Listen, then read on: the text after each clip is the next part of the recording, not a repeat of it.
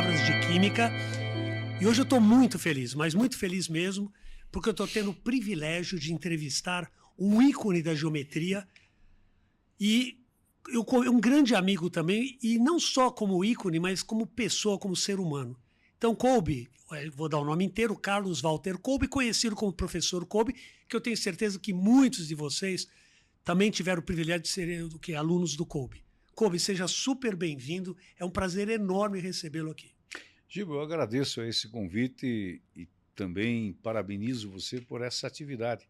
Você está trazendo temas ligados à educação, você está trazendo o que é sempre muito bom num mundo em que nem sempre as coisas são assim. Então, obrigado pelo convite e obrigado e uma satisfação estar aqui hoje. E vamos desvendar, né, o mistério da matemática, Alguns. né? Alguns mistérios e coisas fantásticas. Eu vou começar, Kolbe, perguntando uma coisa que é meio tradicional, né? A sua formação, até separei algumas perguntinhas aqui para você, e contar um pouquinho da sua história. Porque o aluno quer saber, e não só os alunos, os pais também e tal. É uma história um padrão muito comum em Curitiba, né? Eu nasci em Rio Negro, sul do Paraná, eu não me desvencilhei de lá, eu continuo ligado à cidade por razões espirituais até. Eu pertenço ao Rotary de lá, por exemplo. Ah, que legal. Né? E como é muito comum no interior, a falta de opções e a busca por melhores caminhos e alternativas, né? Então, é um enredo bastante comum. E aí eu vim para cá, dificuldades de recursos, né? Que na época não era fácil, meu pai tinha morrido. Mas eu vim para cá para fazer o pré-vestibular num curso chamado Bardal, que não existe mais, né? Foi um excelente curso, né? Revelou muitos professores, né? E aí, com esse pré-vestibular, eu acabei entrando na Federal do Paraná Engenharia Civil e na PUC Matemática, né? E aí fui levando os cursos, mas e aí é curioso que eu precisava trabalhar, claro. E aí eu vi uma chance muito boa, que era trabalhar como professor assistente no próprio Bardal, porque o horário era mais fácil de ajustar, né? E aí acabei fazendo o concurso e fui aprovado.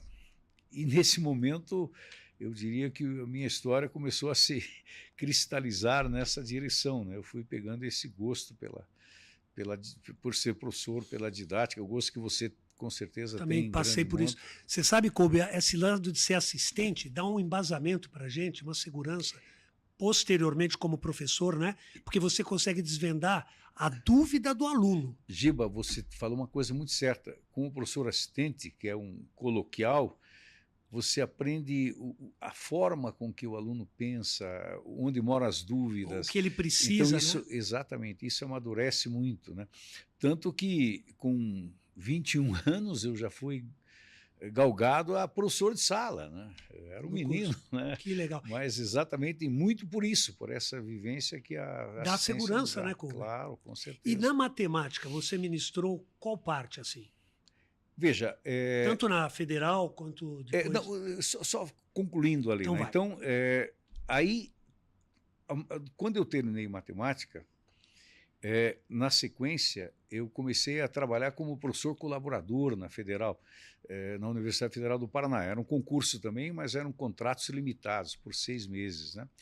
E eu entrei na Federal, comecei com 22 anos, até aconteceu uma coisa muito curiosa. Havia a figura do trote. No primeiro dia de aula, alunos entravam simulando serem professores e tal. Em algumas turmas em que eu entrava, eles desconfiavam que era trote. Eu tinha que convencê-los. Não acreditava que você era o professor. Tinha que convencê-los que não era trote. Olha só, pessoal, por ser tão novo, né? Pois é. E aí fui adquirindo mais vivência, né? Aí terminei o curso de engenharia. Aí veio o concurso na Federal do Paraná, eu fiz uma especialização em matemática pura pelo então Cefet, Centro Federal de Educação Tecnológica, hoje Universidade Tecnológica Federal do Paraná. E aí fiz o concurso na Federal e fui aprovado, né? Daí no departamento de matemática. A engenharia, na verdade, eu cheguei até a trabalhar com engenharia ambiental no início, mas acabou não sendo assim. Sua grande paixão. A paixão era a sala de aula, era o giz, né? Pois é, aí eu acabei fazendo mais tarde o mestrado. No mestrado e no doutorado, como toda a minha vida estava vinculada à educação, eu achei até que seria coerente que eu fizesse o mestrado na área de educação, fiz na PUC do Paraná, com, claro, a dissertação, uma modelagem matemática aplicada à educação. Sim. E depois fiz o doutorado, fui aprovado no doutorado Federal do Paraná, onde também na área de educação, e também uma tese, né, já ligada a modelos matemáticos. Né? E um orgulho muito grande quem veio do interior, né? Verdade. Passando para os jovens que vão ter Sim, caminhos bem similares. E a gente enfrentava dificuldades, mas havia um grupo homogêneo, todo mundo se ajudava, enfim. E na universidade, se falou que a área da matemática. Na universidade, o departamento de matemática ele fornece as disciplinas de matemática para o curso inteiro, para toda a universidade. Né? Então, você tem uma oportunidade que eu achei preciosa sempre, de trabalhar em vários cursos. E sempre é um desafio, você tem que estudar e aprender coisas novas. Né? A disciplina que eu lecionei com mais intensidade foi o cálculo diferencial integral, né? Mas eu trabalhei em outras áreas, em outros cursos. E tem aluno que até hoje fala que já teve aula com você de cálculo. E depois eu fiquei 37 anos na Federal do Paraná como professor. E os últimos anos eu fiquei como professor de cálculo diferencial pro curso de economia, que também foi uma experiência muito rica. Né?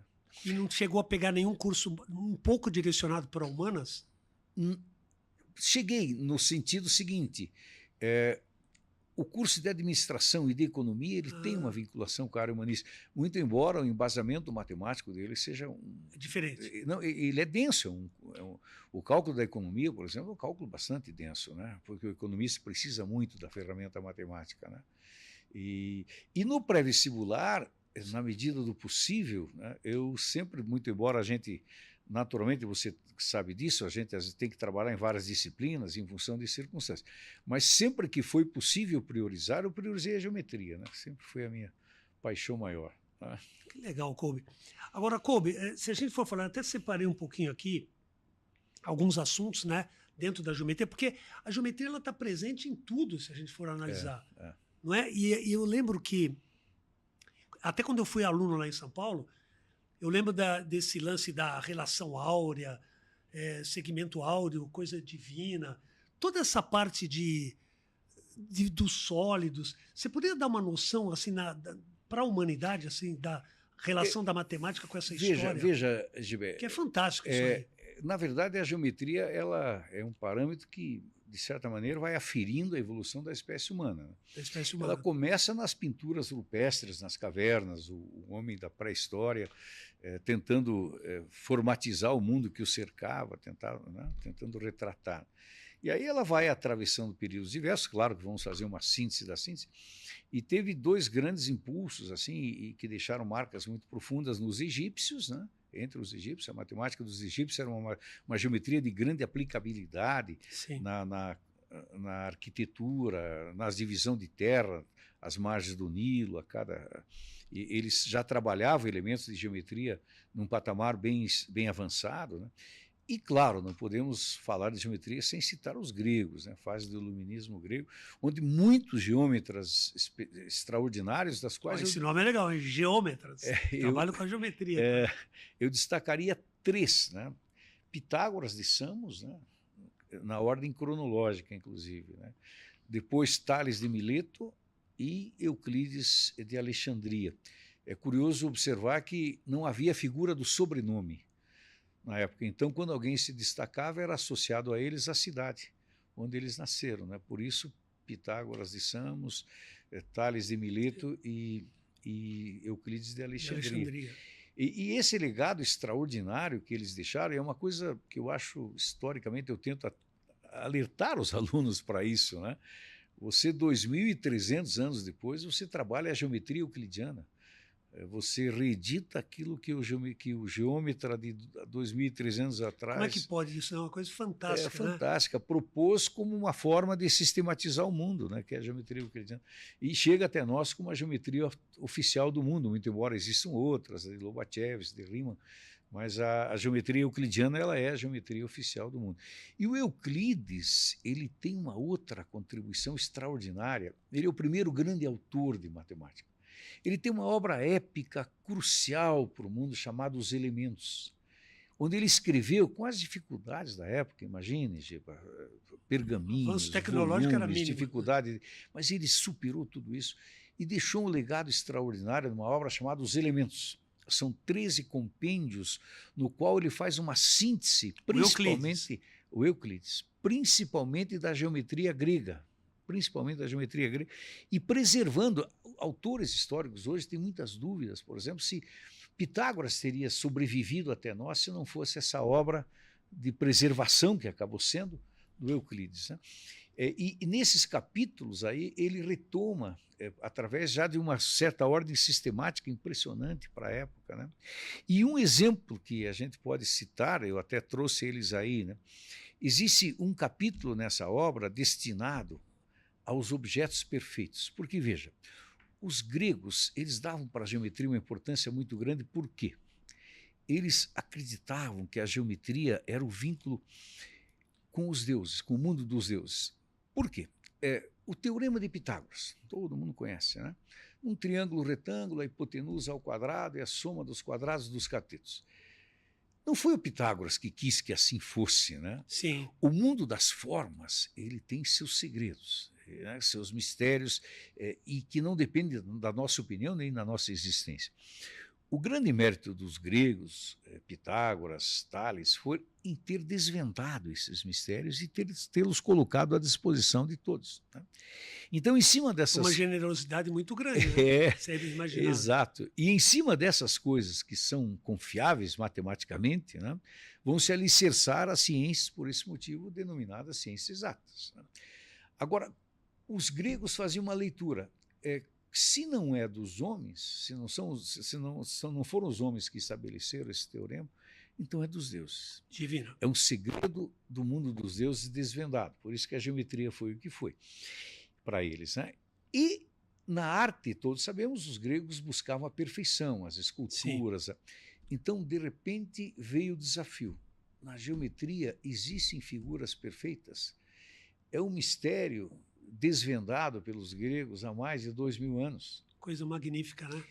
E que fascinaram os grandes filósofos, grandes pensadores ao longo do tempo, desses mais de 2000 anos, né? Inclusive o próprio Platão, que foi um dos eminentes filósofos gregos. O Platão, ele ficou tão encantado e destinou alguns tratados para essas figuras perfeitas, até porque a pergunta era se existiam, né? E os gregos concluíram e provaram que existiam, que eles são oficialmente denominados sólidos de Platão. E eu tomei a liberdade de trazê-los aqui. Foi muito legal essa iniciativa tua. O mundo que nos foi dado viver, ele admite 5 formas perfeitas, né? Olha, gente, 5 formas 5 formas perfeitas. Vamos lá, me passe o tetraedro. Tetraedro. O tetraedro é a primeira delas. Tetra é 4 edro fáceis, né? Por que eles são sólidos perfeitos? Porque tudo é perfeito aqui. O número de arestas que converge para cada vértice, as faces são todos polígonos iguais e regulares, os ângulos entre as faces são os mesmos, né? Então, claro que várias categorias de sólidos não apresentaram nenhum formato regular. Por exemplo, dos pentaedros com 5 faces. Existem pentaedros em grande número. Nenhum deles é perfeito. O próximo é o cubo, o mais conhecido deles, né? O nosso hexaedro regular ou cubo. Depois vem o octaedro, né? O octaedro, que são 8 faces, todas triangulares. A característica da forma perfeita. Posso fazer uma pergunta, Kolbe? Claro. Esse octaedro, porque a gente usa na química também, ele é uma bipirâmide de base quadrada, não é? Exatamente. Não é isso? Exatamente. Que é o octaedro, porque tem 8 faces. A gente pode entendê-lo como a junção de 2 pirâmides de base quadrada. Que legal. Isso cai muito em vestibular. E olha a característica da perfeição. Ele não tem uma posição predominante. Se você colocá-lo assim, ele está na mesma posição. Ele não tem uma base, né? Sim. Então, fantástico. O próximo, quem diria, é um dodecaedro, ou seja, com 12 faces pentagonais. Uma figura de uma beleza plástica maravilhosa. Lembra da bola, quem gosta total. de futebol. E a última das formas perfeitas, quem diria, 20 triângulos iguais formariam o último sólido perfeito. Só uma coisinha, como eu falei da bola, é lógico que isso não é a bola exata, mas tem um formato de esfera. Não chega a ser uma esfera, né? Mas A bola, você até comentou, a gente está a falando. bola de algumas Copas anteriores, por favor, fale sobre ela isso. usou como forma o icosaedro O regular. icosaedro regular. Veja, ele tem 12 vértices e tem 20 faces. Então, em cada vértice foi tirado uma piramidezinha aqui, formando pentágonos, 1, 2, 3, 4, 5.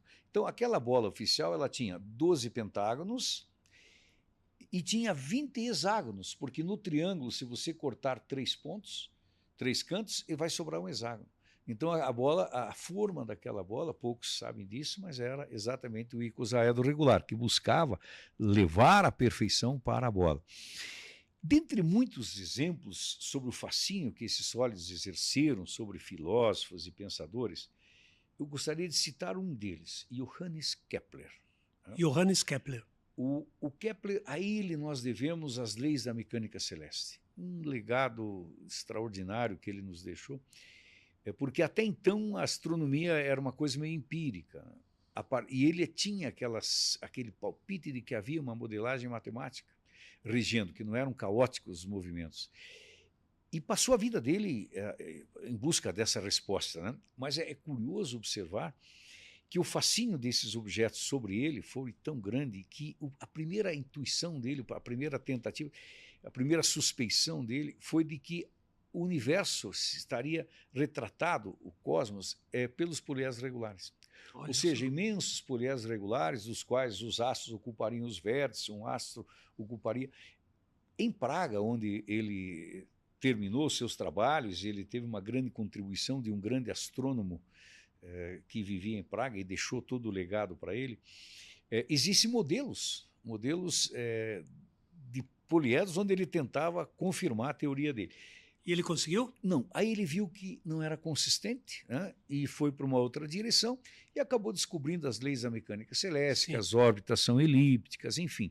E a partir daí a astronomia passou a ser uma ciência determinística, né? Então, mas o que é que eu quero comentar? E aí que entra a parte da química. Né?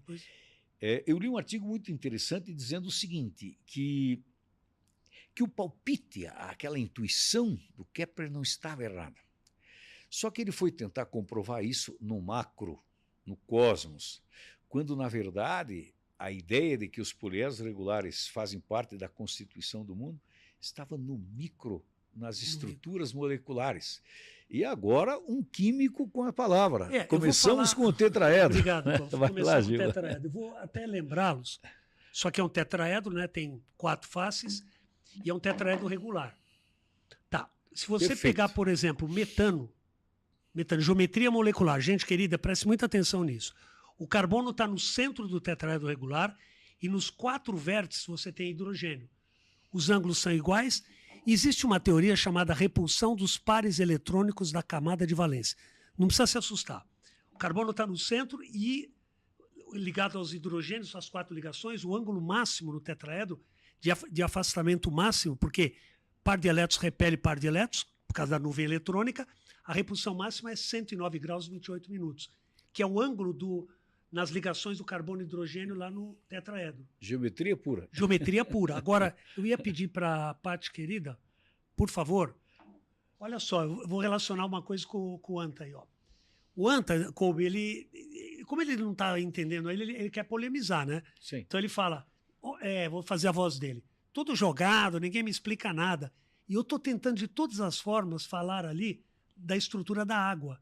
A água, você está vendo um tetraedro, não sei se está dando para ver bem aí, tem um tetraedro desenhado no quadro e tem uma sigla ali embaixo, ó, escrito está embaixo ou em cima? Está em cima entre parênteses.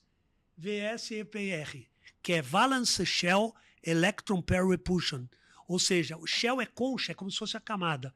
Repulsão, está em inglês, repulsão dos pares eletrônicos da camada de valência. Isso é uma coisa que despenca em vestibular, cai muito, muito. E tem a ver com a geometria. Daí você vai falar, mas ogiba, mas aí o tetraedro está presente também, essa geometria não é tetraédrica? Não, porque quem determina a geometria são os núcleos dos átomos, os pares de elétrons orientam. Então o oxigênio está no meio aqui, aí você tem um hidrogênio aqui, outro aqui, mas tem 2 vértices que ainda tem 2 pares de elétrons sobrando, que são os elétrons da camada de valência, que é a última camada. Então veja que o tetraedro, como a geometria está presente. O metano tem 4 ligantes aqui, os 4 hidrogênios, a geometria é tetraédrica. Agora, se você pegar a amônia é NH3, o N está no meio do tetraedro e os Hs aqui na base. Mas em cima tem um par de elétrons sobrando, Kolbe. Então a geometria é piramidal, não é tetraédrica. E a água é angular, porque é OHH. Ou seja, isso é fascinante, gente. A geometria participa muito. Aliás, Kolbe, tem mais um aí que eu queria falar. Esse o tetraedro. O octaedro, que é uma bipirâmide de base triangular. Tem quadrangular. Base quadrangular, perdão. Relembrando, são duas pirâmides de base quadrada. Bipiramidal de base quadrada. Que é o octaedro. São 8 faces. Se você pegar o hexafluoreto de enxofre, SF6, o enxofre está lá no meio, na base que está quadrada, e os flúors estão nos vértices. Fantástico. Então, uma geometria octaédrica. Gente, isso é uma coisa que despenca, mas cai muito, e é muito interessante você relacionar não só a química, a artes, tudo com a geometria. A geometria é fantástica. Então, só recapitulando. Repulsão dos pares eletrônicos da camada de valência. O par eletrônico você pode achar como uma nuvem eletrônica. Até dá para pegar uma bexiga de aniversário e grudar duas, amarrar. Então, ali o que acontece? Você tem 2 nuvens eletrônicas. No caso do tetraedro, teria 4 nuvens eletrônicas. E aí vai. Agora, uma outra coisa importante, gente. Às vezes foge a regra do octeto, né, de estabilizar com 8. O SF6, o enxofre, vai ter que ter uma hibridação que vocês vão cansar de ver no curso. É a geometria do enxofre, que com a hibridação deu o octaedro. Resumindo, Kolbe, isso aí, não tem só essas, tem outras geometrias. Além de estruturas icosaédricas, né? Estruturas dodecaédricas. Então, Deixa eu só repetir uma coisinha que eu falei rápido, para dar a chance de você falar também. A geometria do SF6 é D2SP3. O enxofre está no meio, tem 4 flúores, um para cima e outro para baixo. Isso é a geometria dele é octaédrica, mas a hibridação, repetindo, a hibridação é D2SP3. Hibridar quer dizer misturar orbitais diferentes formando novos orbitais. Tá? Mas isso vocês vão cansar de ver nas questões de vestibulares. Tá bom? Mas seguindo, Kolbe, vamos dar sequência. Ou seja, né, o Kepler tinha razão. Né? E uma outra coisa interessante também, é claro que aqui a gente vai ter que fazer sínteses, né? Mas veja, me alcance o tetraedro ali. Vamos lá para o tetraedro. Vamos lá. Os gregos, eles acreditavam nos 4 elementos: terra, fogo, água e ar. Vinculavam o tetraedro ao fogo, o octaedro ao ar, fogo, ar, terra, o cubo, pela sua estabilidade, o icosaedro, a água, e acabaram os 4 elementos. Mas tem mais um. Olha o mistério. O dodecaedro. Interpretação dos gregos, haveria um 5º elemento, a chamada quinta essência, que foi uma busca dos alquimistas, né, durante a Idade Média. E de todos os 5, o dodecaedro é, digamos, o que tem a mística mais forte. Né? Ele era o símbolo da escola pitagórica, que foi uma escola misteriosa que sobreviveu por séculos, formado por discípulos de Pitágoras. E aqui vem um outro gancho muito interessante. O dodecaedro é formado por faces pentagonais. O pentagrama, que também era um dos símbolos dos pitagóricos. E do pentagrama é possível observar a proporção áurea, o número divino. É importante observar, Giba, quem percebeu pela primeira vez esse número místico foi Euclides. Por que eu digo que ele percebeu? Porque ele já estava presente. Sim. O que Euclides começou a observar é que a natureza, com muita frequência, usava uma proporção cujo resultado é 1,618. Agora, o número de aplicações onde se percebe essa proporção é uma coisa extremamente intrigante, sempre, né? Com muita frequência, em muitas áreas. O corpo humano, todo mundo conhece o Homem Vetruviano, né, que é uma obra do Leonardo da Vinci, baseada numa obra de um grande arquiteto romano chamado Vetrúvio, onde ele coloca proporções do corpo humano, né, buscando a estética. No corpo humano se observa essa proporção 1,618 em várias situações. o comprimento do rosto pela distância do nariz ao queixo, a altura dividida pela distância do umbigo até o chão, o braço sobre o antebraço, e por aí afora. Na botânica, se observa a proporção áurea com muita frequência. Eu não tenho tempo de ir a fundo, mas isso é um tema para muitas horas. Mas existem aí os canais para serem pesquisados, Sim. mas é um assunto fascinante. Porque, de repente, nós vinculamos com a sequência de Fibonacci. Por quê?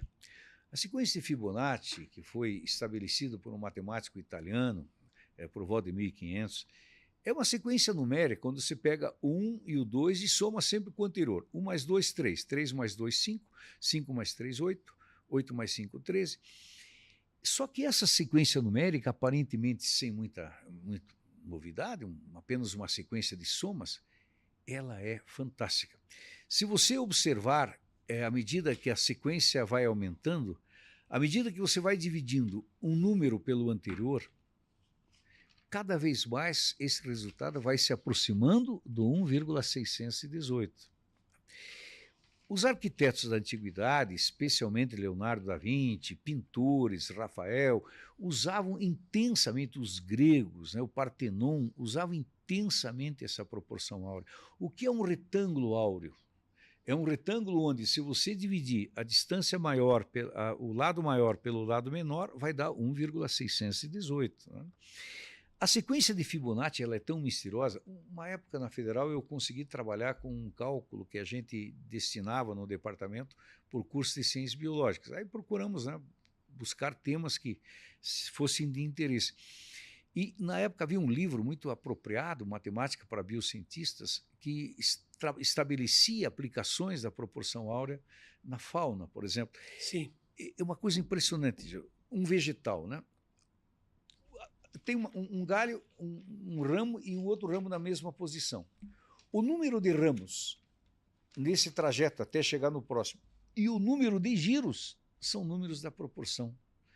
São números da sequência de Fibonacci que está ligada à proporção áurea. Né? E os exemplos são muitos. Né? Kobe, se pegar o filme Código da Vinci. Lá você vê vários exemplos. Deus do céu, né? Vários, eles exploraram muito bem. De uma forma muito bem.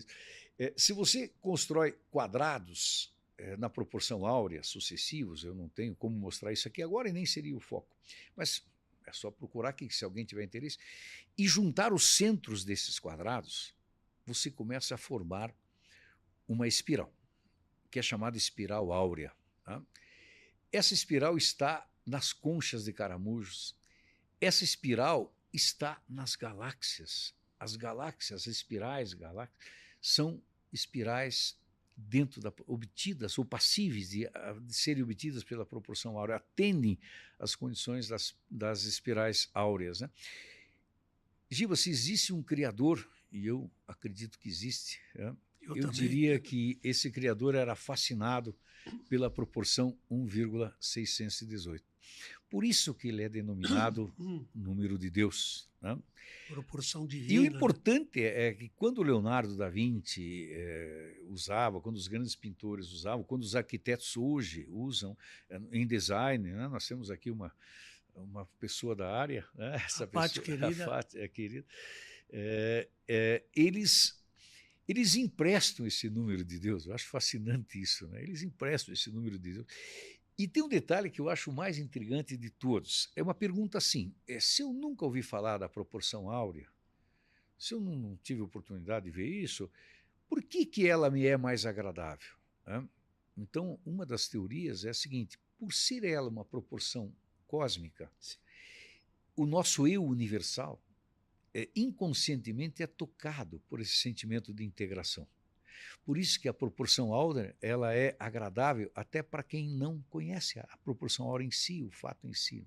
Então eu acho isso um tema extremamente fascinante. Tudo isso é geometria. Tudo isso é geometria. Tudo isso está dentro desse parâmetro da geometria. E até na música, né, Kobe? As notas. Sim. Né? Debussy. E até em Mozart. Você que gosta muito de música clássica. Né? Nós gostamos, né? Eu adoro também. Mozart também, na música, se percebe a proporção áurea. Johann Sebastian Bach. Né? Todos esses grandes mestres aí, né? Então, é por essas razões todas que a geometria tem o encanto que tem, né, Giba? Porque, Kobe, uma coisa, o aluno leigo, desculpa um pouquinho, deixa eu pegar um pouquinho de água aqui. O aluno leigo que nunca viu matemática, ele pensa assim, é achar o X, achar o Y, fazer as continhas e tal. E ele precisa ser, sabe, arrumar um jeito de Exatamente. vislumbrar a beleza que é matemática e aonde ela está presente e no que está ligado no nosso mundo. Exato, exato. Eu acho que isso, Kobe, eu não sei se as mudanças, se a gente raciocinar com o século XX e século XXI atual, teve uma mudança muito drástica nisso, né? Porque hoje tem 1000 opções, né? Em termos de profissão, você podia falar Giba, um pouquinho sobre isso? Eu acho que talvez fosse interessante nós aproveitarmos esse espaço precioso aí, né, para trazermos uma outra abordagem. Na verdade, eu diria que a experiência maior a gente adquiriu, e nós estávamos juntos nesse processo, né, quando o Positivo iniciou um trabalho, né, uma atividade de levar palestras. Sim. Para cidades do Paraná, de Santa Catarina e de São Paulo, né? Você, o Carraro, o senhor Renato, e a própria direção acompanhava. Eram palestras destinadas a jovens que estão nessa faixa do pré-vestibular, terminando o ensino médio. E eu lembro que nessas palestras, onde a gente procurava levar informes e nos assustava o nível de desconhecimento que esses jovens tinham num momento tão importante da vida. E eles ficavam abismados, né? Falando, puxa, mas como que riqueza que tem. Exatamente. Né? Estudo. E dali, Giba, a gente adquiriu um conhecimento de trincheira, assim, né? Conversando com eles, Sim. abrimos após a palestra, aquelas conversas mais com pessoais, pessoais, né? Então, eu acho que aí a gente pode trazer alguns temas aí para esse momento aqui, né?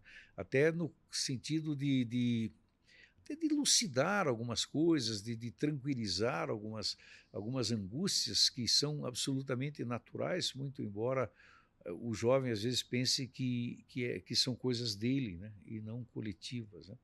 Então acho que por aí a gente podia também puxar uma conversa muito oportuna, né? Porque eu vejo também, Kobe, às vezes tem influência do pai, o pai quer que o menino faça determinado curso e às vezes ele não está propenso a fazê-lo. Por quê? Porque ele nem conhece direito quais as aplicações e tal. E hoje em dia tá tendo uma guinada muito grande de opções, né? Hoje tem muita coisa superficial, outras não. Então e você tem razão. Existe um processo extremamente dinâmico aí, uma rotação cada vez maior, né? Veja, eu faço um paralelo muito simples, assim, né? Quando eu tive a oportunidade de acessar a universidade, né? Sim. Você, na minha área, eu tinha a ideia de fazer engenharia a princípio. Giba, os dedos de uma das mãos, pegava as engenharias. Todas, na Federal do Paraná. Ah, é legal. Civil, mecânica, agronomia, engenharia elétrica, e depois surgiu a florestal, e meio que parava por aí. Uhum. Tudo bem, podia achar mais. Hoje são centenas de modalidades de engenharia. Então, a nossa decisão, na época, era muito mais simples, né? Era muito mais simples. Muito mais simples. E claro, quando você tem centenas de engenharias diferentes, a grande dificuldade é o aluno, pensando no aluno que esteja vocacionado para a engenharia. Como é que ele pode saber se gostaria ou não gostaria de fazer um curso do qual ele não conhece, ele não tem, quem sabe só saiba o nome da modalidade, né? Então, a grande dificuldade é a dificuldade do conhecimento sobre o que existe, o que e não cada só curso... sobre engenharia, porque às vezes ele não tem conhecimento nem de outro setor. Eu foquei na engenharia, né? exatamente, mas isso é geral, né? Isso é geral. E hoje os desdobramentos, a pós-graduação, que é uma necessidade imperiosa, não e a Federal é muito boa nisso, né? Como fugir. Sim, e as federais hoje, e cada vez mais o mundo caminha por um processo de de associações, né? A Universidade Federal do Paraná, por exemplo, ela tem convênios com universidades do mundo inteiro. E cada vez mais se facilita esse estreitamento, né? O chamado doutorado sanduíche, que é 2 anos na instituição de origem, 2 anos na instituição conveniada, e aí entra a Europa, Estados Unidos, Canadá, Alemanha, França. Os países do leste europeu já estão entrando também com muita força, né? Então isso cada vez é mais intenso e na mesma intensidade aumentam as opções também. Nós temos aí em pauta, né, e gerando polêmicas, e eu não vejo como não geraria polêmicas pela importância do tema. Toda mudança, né? A reforma do ensino médio. O ensino médio precisa ser reformado, não há dúvida. A gente olha alguns números aí, são números sinistros, né, de qualificação, de quando comparamos no quadro internacional, né? Mas uma das propostas por essa nossa vivência, Gilba, nós estamos em sala há mais de 30 anos, né? Ouvindo jovens num momento crucial.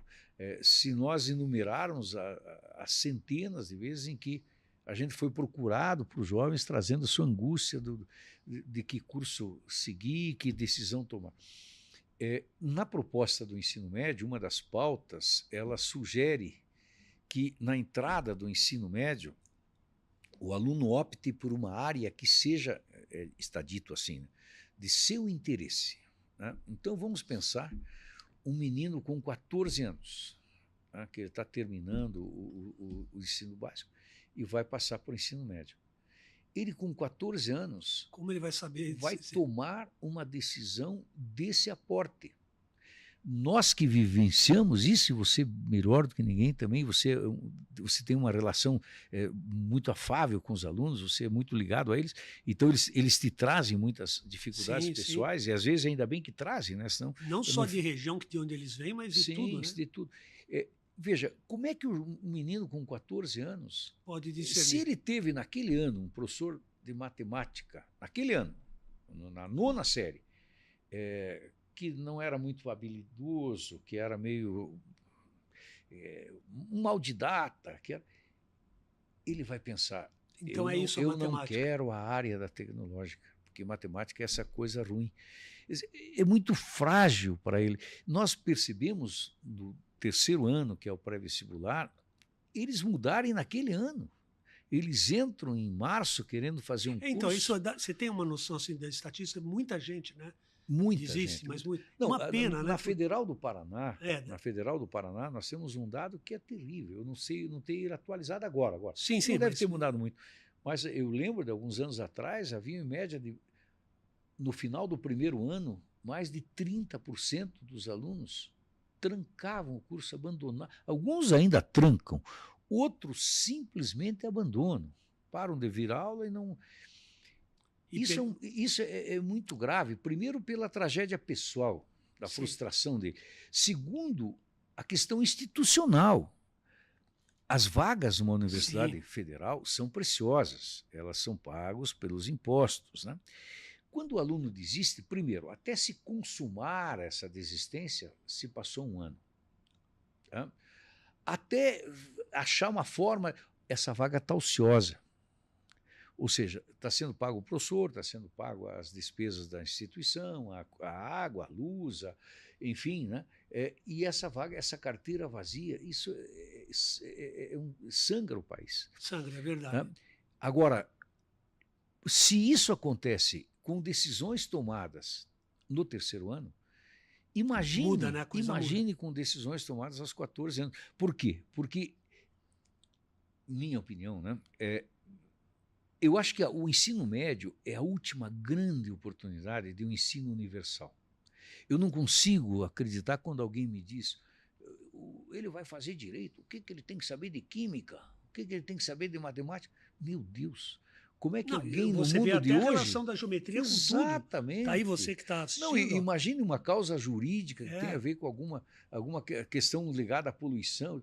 Como é que alguém pode dizer que eu não preciso saber nada de química, eu não preciso saber nada? Quer dizer, eu acho que o ensino médio é a última grande oportunidade de dar um conhecimento universal, inclusive subsidiado por esse conhecimento em todas as áreas, ou algum conhecimento em todas as áreas, a possibilidade dele adotar uma escolha mais amadurecida é muito mais Ou até favorável. duas escolhas depois, fazer uma Sim, pós, fazer claro, né? claro, Como você claro, fez fazer também. concertos Na concertos de trajetória. Isso. Mas ele tem mais elementos, ele tem mais...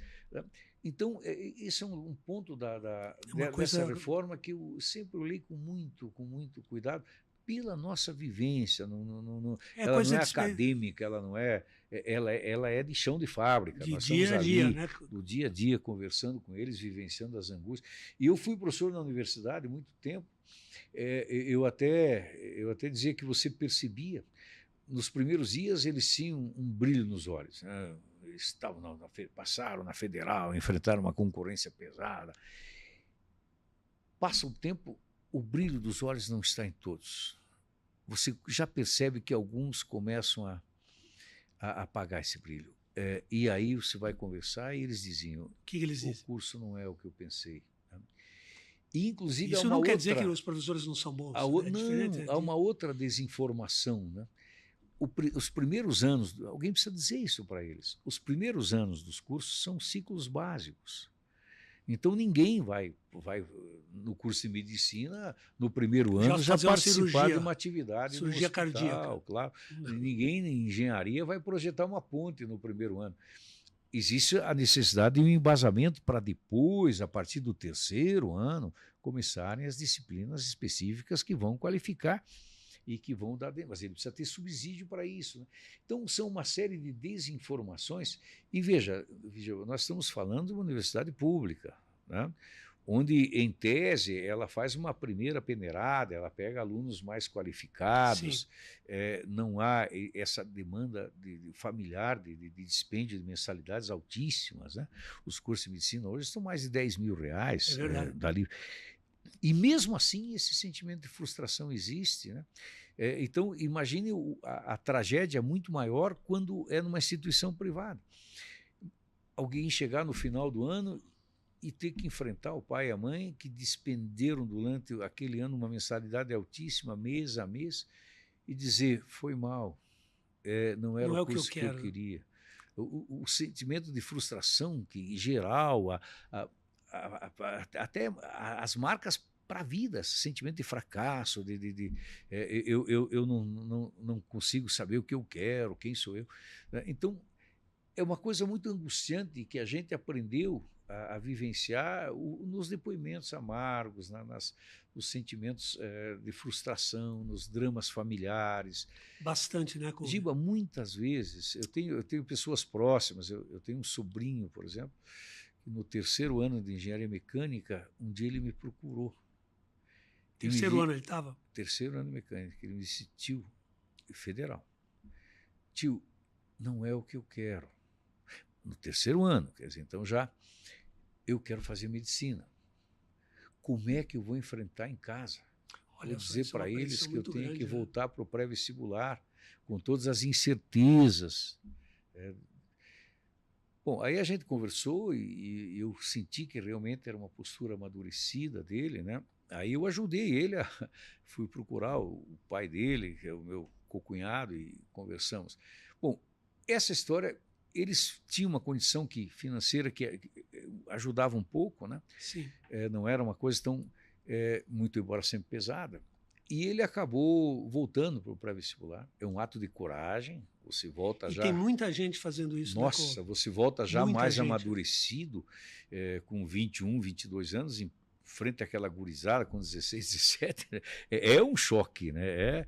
Eles não têm paciência, eles não têm... Né? Mas, enfim, ele enfrentou tudo isso, acabou seguindo em frente e ele fez até um curso que eu acho que tem a ver com a fundamentação de engenharia dele, né?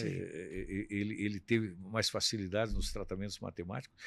Enfim, né? Então, são dramas imensos aí, que eu acredito que precisavam políticas mais adequadas, mais apropriadas, porque há um imenso prejuízo psicológico, familiar, financeiro, financeiro para o aluno, para a família, financeiro para o país, né, que acaba tendo vagas, dificuldades que a própria seleção pelo Enem produziu, né? Tem um ditado popular que diz: de graça tem injeção na testa, né? Então, quando eles pegam a nota do Enem, eles saem garimpando nas instituições. E ele quer um curso da área biológica, mas de repente, opa, apareceu uma engenharia na UTF-PR. A minha nota é suficiente. Vou enfrentar. Vou ver como é que é. Meu pai vai ficar contente. Meu pai vai. Os vizinhos, passei engenharia na UTF-PR. Os vizinhos vai causar um. Né? Tem isso também. Mas o que aconteceu? Ele ocupou essa vaga. Aí, quem sabe, ele vai uma semana, um mês, né? Ele não vai seguir, porque não é o que ele queria. Não queria. Mas, de graça, é só fazer a inscrição. Né? Só que essa vaga vai correr ocupada, em tese, no computador. No final do ano é que vai ser dado baixa. Ele vai se reprovar por falta. E mesmo que ele... Eu tinha listas de chamadas na Federal, onde tinha nomes que estavam sempre na lista. Você falou, meu Deus, consegui. E eu nunca os vi. Né? E um dia eu até perguntei para os alunos, né, escuta, alguém conhece fulano de tal? Uns riram, né, porque alguns eram da Uni. Né? Ou seja, eles queriam exercer atividade estudantil e precisavam estar legalizados para isso. Então ocupava a vaga. Punha o pé em cima e nunca apareceram na aula. Né?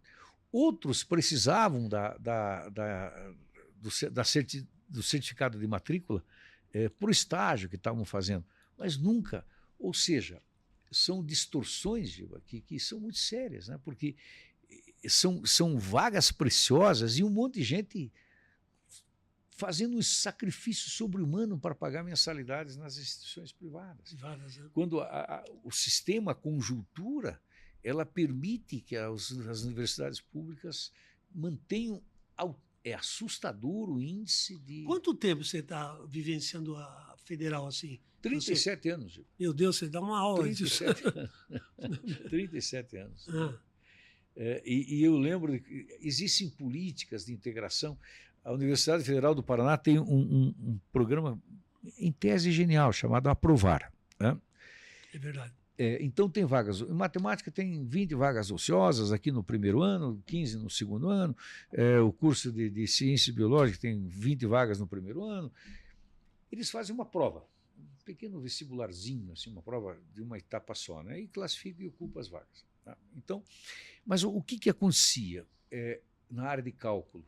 Você tinha alunos que entravam pelo Aprovar. Ingressavam pelo Provar. Só que eles estavam completamente distanciados de todo o processo. A disciplina de cálculo, por exemplo, ela exige uma fundamentação. Você chegou a ministrar, né, o cálculo? Anos. Eu lembro porque muito aluno comenta isso. E, curiosamente, como o cálculo é uma disciplina muito versátil, né, eu acabei trabalhando com cálculo para engenharia civil, para mecânica, para elétrica, o cálculo para administração. Então, isso vai dando uma vivência interessante. Assim. E eu ficava num sentimento muito... porque eles não tinham nenhuma fundamentação. Ou seja, as provas de cálculo eram uma tragédia. As notas 1, 2, 1, 2. 1, 2? Muito comum, muito comum. Então você vendia uma ilusão para eles. Entende? É aí que eu quero chegar. Você dizia, venha para a universidade, nós vamos te dar oportunidade, vamos ocupar a vaga. Até em tese, mas a prática, o dia a dia, eles não saíam do primeiro ano nunca, e logo aquela vaga já estava ociosa de novo, eles saem. Então, não existe uma política efetiva assim, que permita esse tipo de... E, fundamentalmente, né, tentar... Eu não acredito num método 100% seguro. Né? Porque é difícil, né? Você pegar um jovem, ele está em dúvida em 10 cursos, nós vamos fazer um questionário aqui, vamos conversar com você, e vai sair um curso só.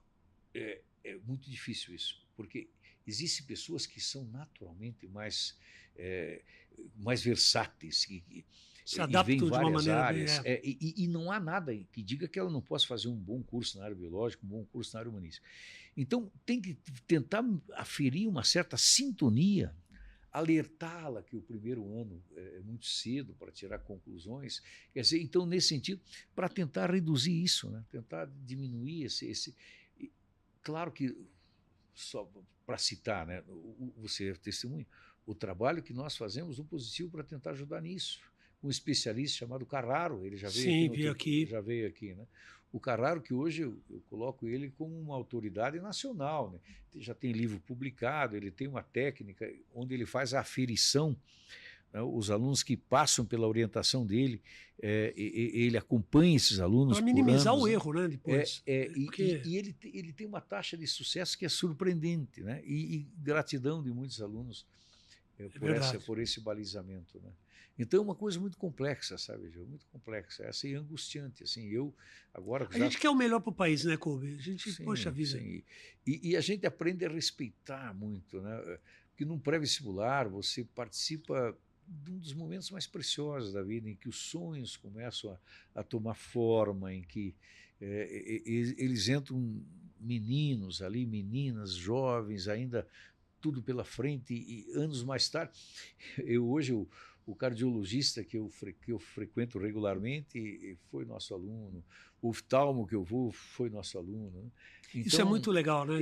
É uma metamorfose, né? Eles chegam só com sonhos virtuais e transformam em profissões. se concretizam e constroem biografias belíssimas, né? Com muitos alunos que a gente teve ao longo desses muitos anos, aí, milhares deles, né? Nossa, é muito legal. Mas você sabe, Kobe, que a gente que analisa, porque eu queria falar um pouquinho também da heterogeneidade dos alunos que a gente recebe no Positivo. É uma coisa incrível, né? É verdade. Às vezes tem pessoa que fica tão fechada que ela tem vergonha de perguntar, vergonha de falar com o cara do lado, sabe? E aos poucos, né, vai melhorando. Eu acho que até o trabalho que o Matheus, o Cordeiro, eles fazem também, de direcionar, é uma coisa fantástica isso. Eles fazem um trabalho extraordinário de balizamento, de orientação. Não ficar desesperado. Porque você falou bem, eles chegam numa condição onde muitas vezes o sistema educacional até então nunca exigiu deles uma postura, porque onde que eu acho que o pré-vestibular exerce uma... Eu na universidade, no mestrado, no doutorado, eu sempre enfrentava críticas ao modelo, mas veja, o pré-vestibular, o terceirão, por isso esse aumentativo, ele repassa o ensino médio inteiro. Sim. Giba, no pós-pandemia,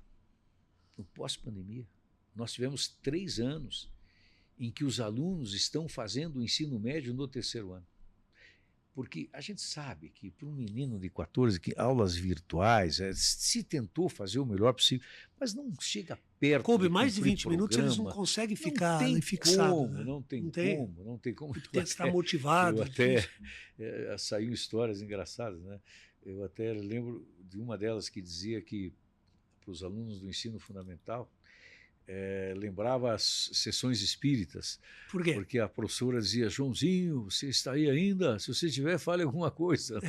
Porque eles rapidamente aprendiam a apagar a imagem deles e faziam outras coisas. São crianças, está tudo certo, está tudo normal.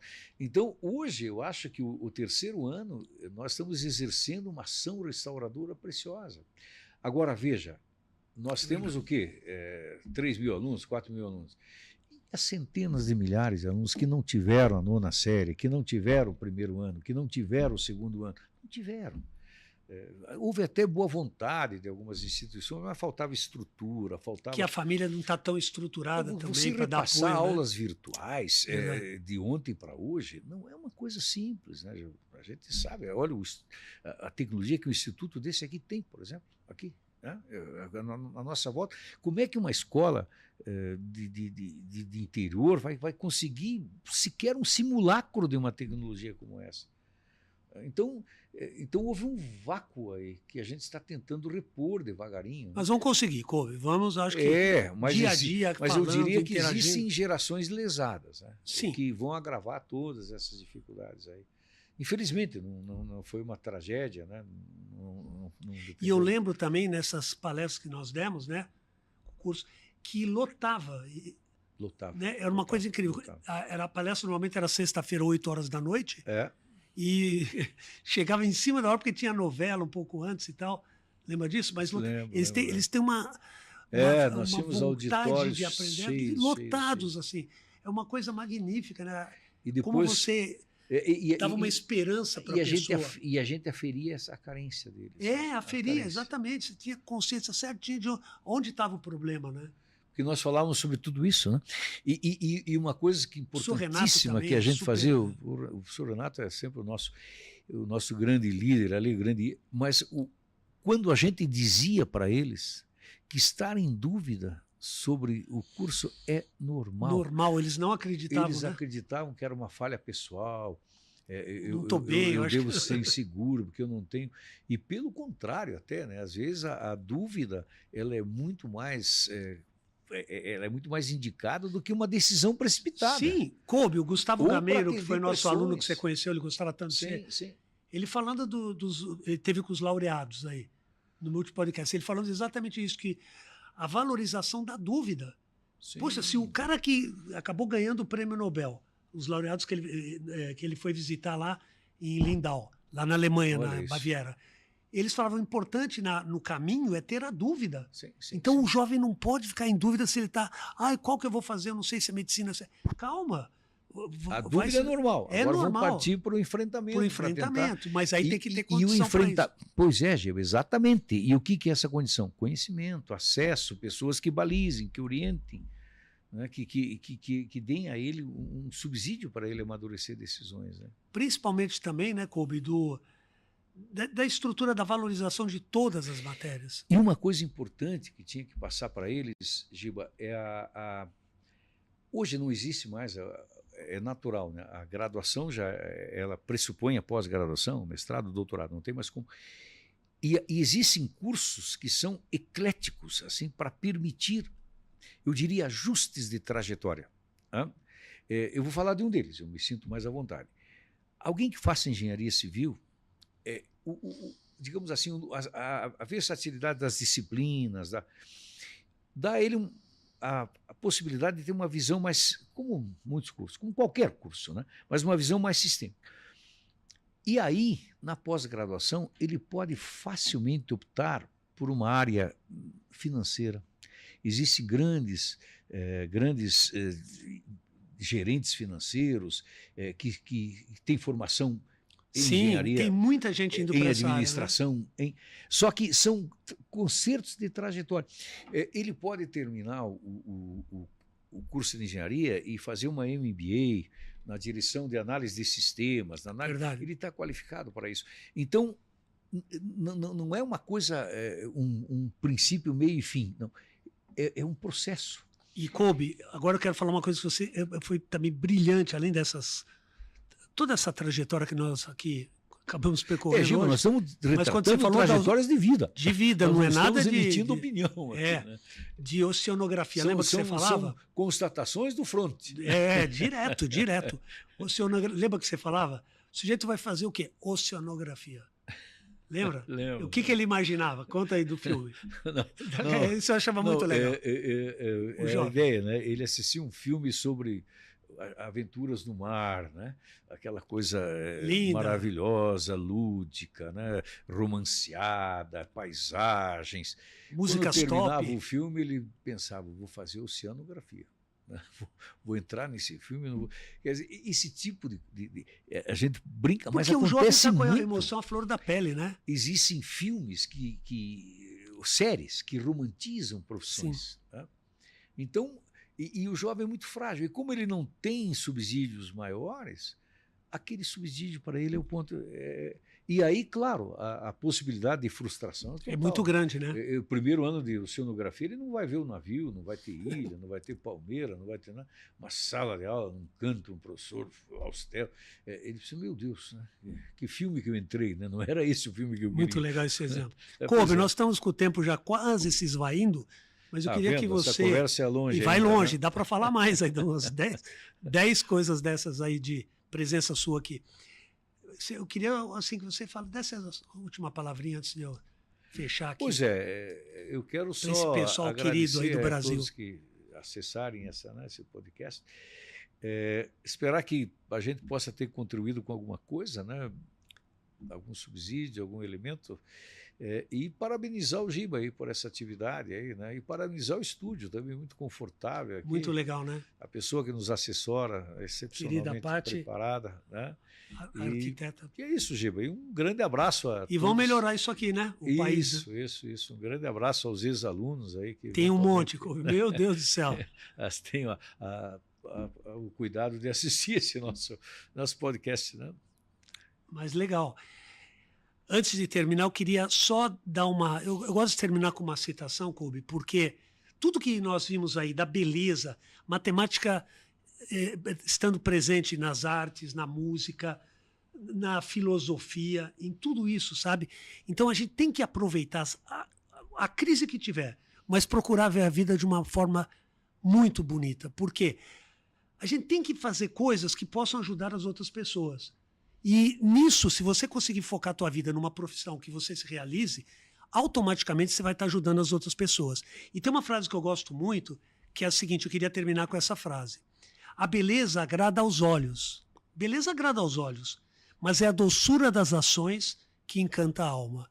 Isso quem falou foi Voltaire. Voltaire, simplesmente Voltaire. Simplesmente Voltaire. Gente, um grande abraço no coração de todos vocês, do professor Giba Lavras, do seu personagem Juanta e do querido Kobe. Kobe, muito obrigado pela presença. Obrigado você. Um Valeu, abraço a todos também. aí. Tchau, pessoal. Até a próxima.